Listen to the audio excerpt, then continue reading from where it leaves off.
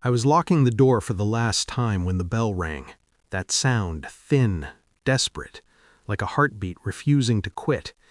I didn't turn around at first. I was staring at the closed sign in my hands, thumb rubbing the chipped edge where flour had worked itself into the plastic over 10 years. 10 years of mornings that started before dawn. 10 years of burned fingers, sugar cuts, and promises made over warm bread. The bell rang again.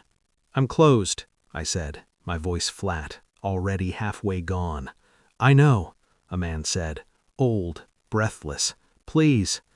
I turned. He stood there, hunched inside a coat too thin for winter, eyes wild, hands shaking like they were holding back a collapse. Not a customer, a man at the edge of something worse than hunger. "I need a cake," he said. "Today. It has to be today." I laughed once, sharp, ugly. "You picked the wrong bakery." He stepped closer. "I'll pay whatever you ask." That's when I noticed his shoes, polished, expensive, completely wrong for the rest of him. I should have said no. Instead, I unlocked the door. That decision ruined one life. It saved mine. I didn't always know how betrayal tasted. I thought it would be loud, explosive, a screaming match, a shattered plate. I was wrong. Betrayal tastes like sugar turning bitter halfway down your throat. I learned that from Evan. We met when I was still stupid enough to believe hard work guaranteed fairness. He came into the bakery during my second year, when the place still smelled new and my hands still shook when I handled money. He ordered black coffee, watched me like he was studying a problem he already knew how to solve. "You built this yourself?" he asked. I nodded, pride swelled, every inch. He smiled, that smile, easy, controlled, like a man who never loses. "I admire that," he said. That was how it started. Admiration, investment, partnership, love, if you want to use the word generously. He helped me scale. I handled ovens and recipes. He handled numbers and negotiations. He told me I was brilliant. He told me to trust him. And I did. That's the part that still burns. The signs came quietly. Invoices I didn't recognize, suppliers paid twice, a new accountant Evan insisted on, a new company credit card for emergencies. He started coming home late, smelled like someone else's perfume, laughed when I asked questions. "You're paranoid," he said. "Stress does that." I believed him because believing him hurt less than believing myself, until the night I found the email.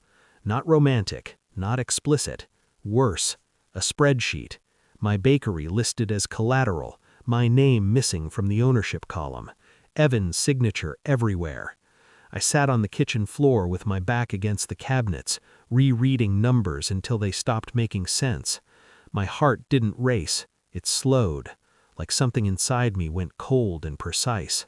He wasn't cheating on me, he was erasing me. The bakery started bleeding money fast after that.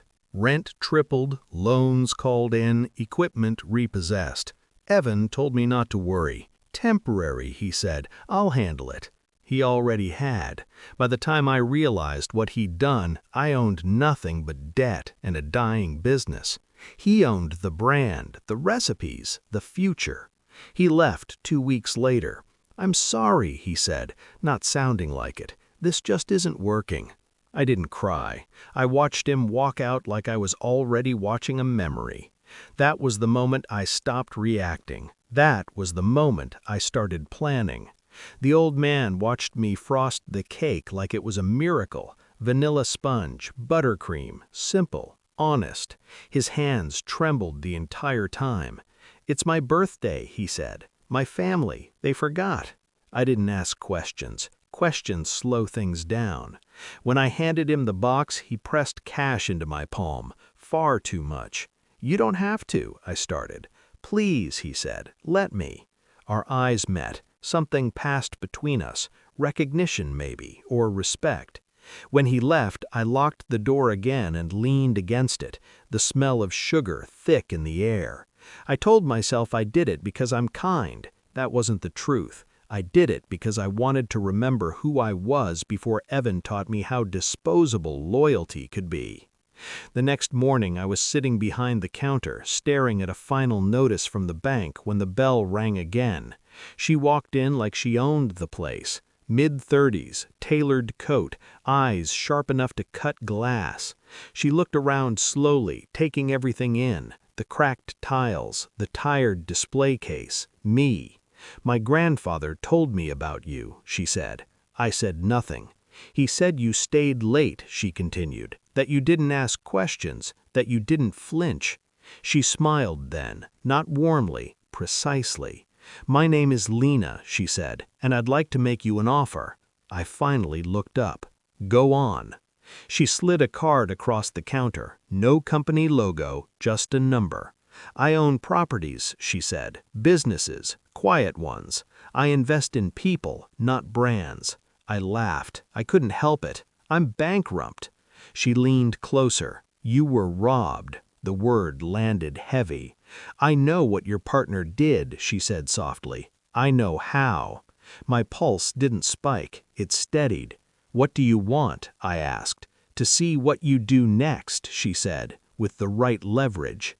I didn't agree immediately. I needed to be sure. So I did what Evan never thought I would. I learned. I read contracts, followed money trails, discovered shell companies tied back to him like veins.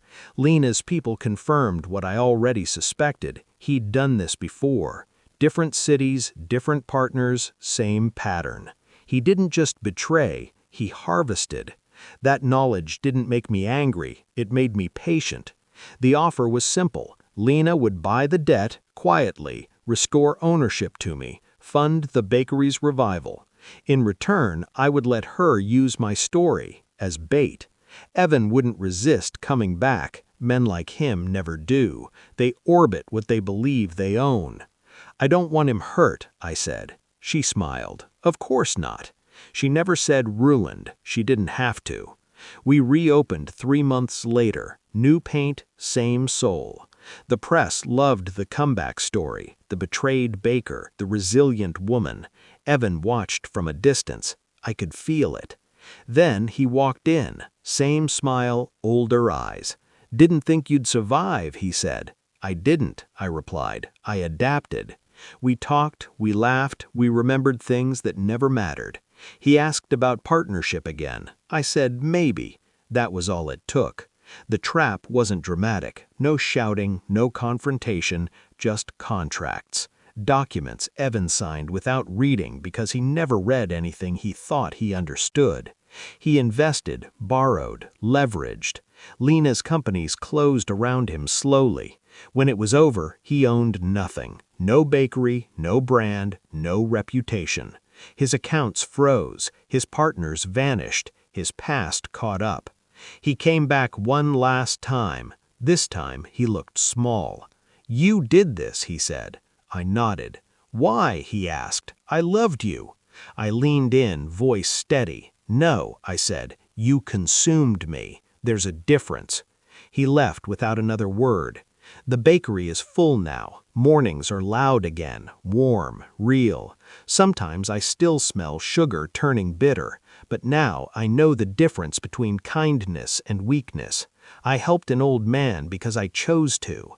I destroyed Evan because he taught me how. And if that makes me dangerous, so be it. I built this place twice, once with hope, once with precision. The second time lasts longer.